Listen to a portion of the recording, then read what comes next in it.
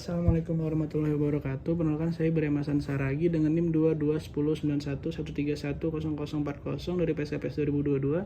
Di sini saya akan menjelaskan anatomi dari rangka tulang manusia.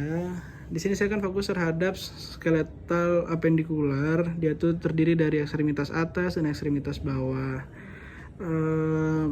Saya akan memulainya dari ekstremitas atas. Ekstremitas atas itu dimulai dari pada bahu. Dia nanti kita melihat ada struktur yang pertama, ada namanya clavikula. Clavikula ini dia bakal berhubungan dengan humerus dan scapula. Pada scapula, pada bagian belakangnya tuh ada tonjolan yang kita sebut sebagai spina scapula yang ujungnya seperti sayap yang kita sebut sebagai acromion.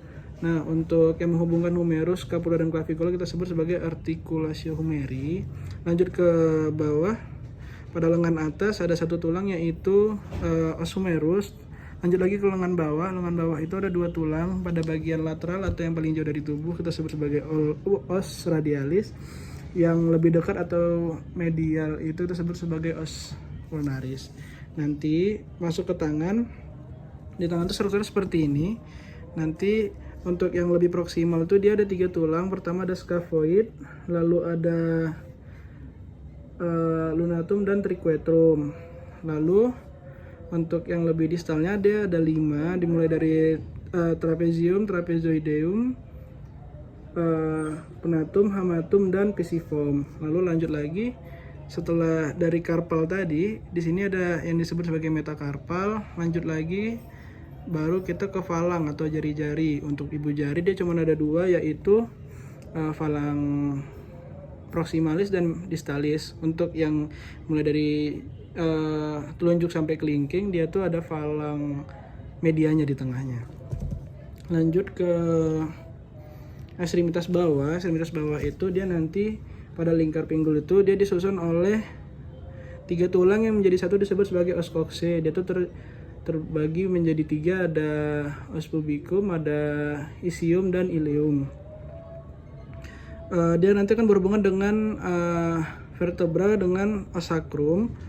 Lalu dia ke rangka pada bagian paha. Di sini disebut sebagai regio femur. Di sini ada satu tulang yang disebut sebagai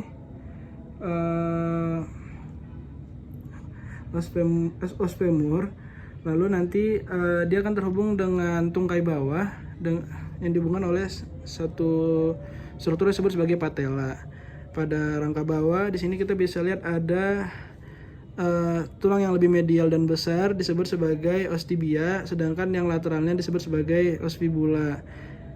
Nanti dia bakal berhubungan dengan bagian kaki dengan sendi yang disebut sebagai articulatio talocruralis.